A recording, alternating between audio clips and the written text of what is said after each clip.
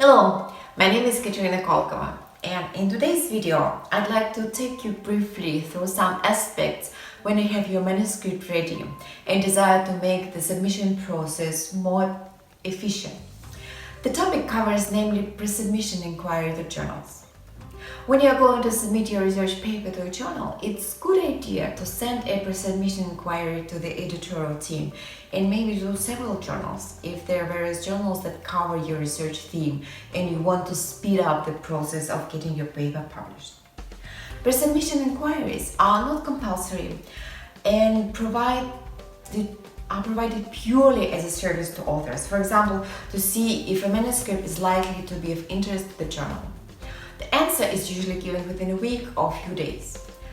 These inquiries are valuable to both the author and the journal editors because they initiate a dialogue between them to iron out any queries about the research and give a perspective whether the topic of the manuscript fits to the journal area of interest.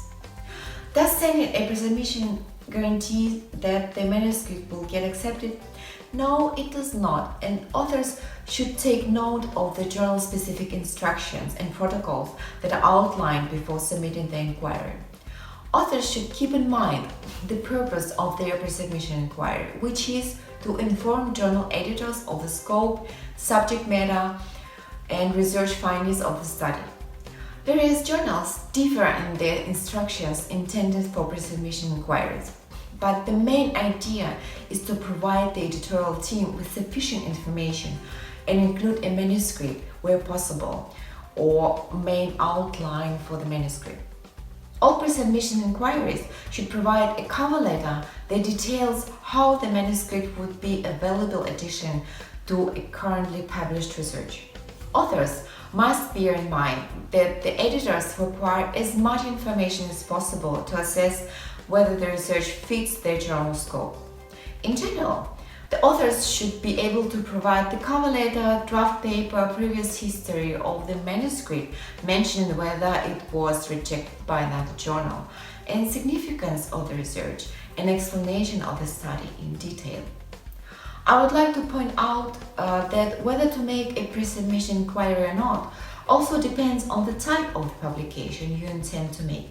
Whether it is research article, review article, case study, data paper, short communication, since such journals as Nature do not require a pre-submission inquiry for the type of publication called articles, since the entire paper should not be sent as pre-submission inquiry. Well, it's difficult to assess the paper before you see the entire manuscript. However, they invite pre-submission inquiries for reviews and perspectives.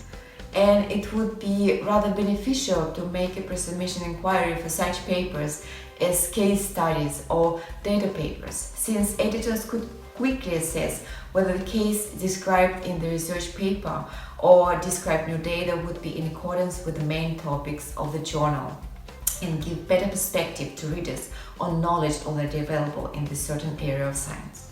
The same goes for review papers. The editors could see if the timing for the review is right, seen from the perspective of accumulated knowledge that need to be gathered and reviewed from new angles.